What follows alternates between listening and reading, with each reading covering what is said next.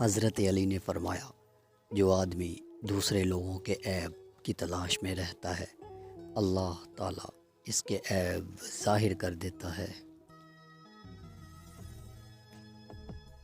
امام علی نے فرمایا، دو چہرے انسان کو کبھی نہیں بھولتے، ایک مشکل میں ساتھ دینے والا، دوسرا مشکل میں ساتھ چھوڑ جانے والا۔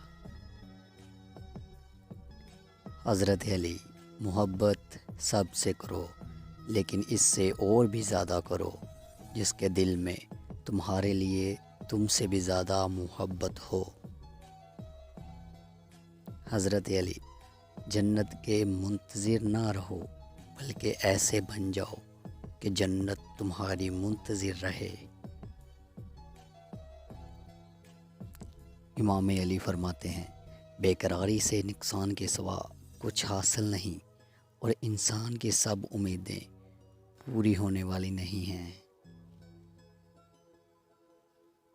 حضرت فاطمہ واحد عورت ہے جن کا باپ نبیوں کا سردار، خاوند ولیوں کا سردار، بیٹے جنت کے شہزادوں کے سردار، خود جنت کی عورتوں کی سردار۔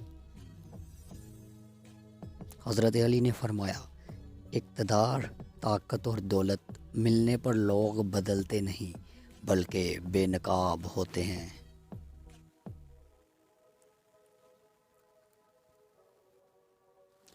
حضرت علی نے فرمایا، تمہارے والدین تمہیں بچپن میں شہزادوں کی طرح پالتے ہیں، لہٰذا تمہارا فرض بنتا ہے کہ ان کے بڑھاپے میں ان کو بادشاہوں کی طرح رکھو۔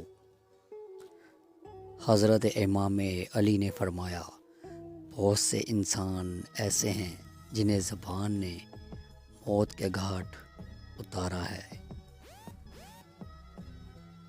حضرت امام علی فرماتے ہیں، جہالت ایک قسم کی موت ہے اور جاہل لوگ چلتی پھرتی لاشیں ہیں۔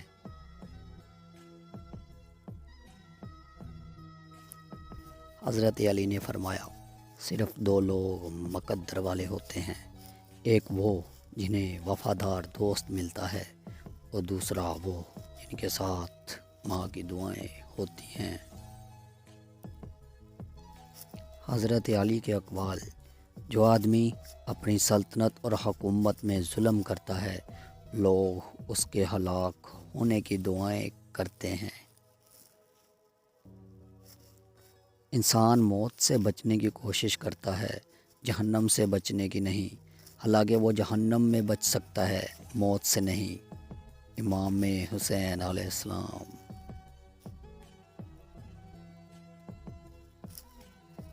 کوئی کمزور شخص تمہاری بے عزتی کرے تو اسے بخش دو، کہ بہادروں کا کام معاف کر دینا ہے، اور معاف کرنے والا اللہ کو بہت ہی زیادہ پسند ہے۔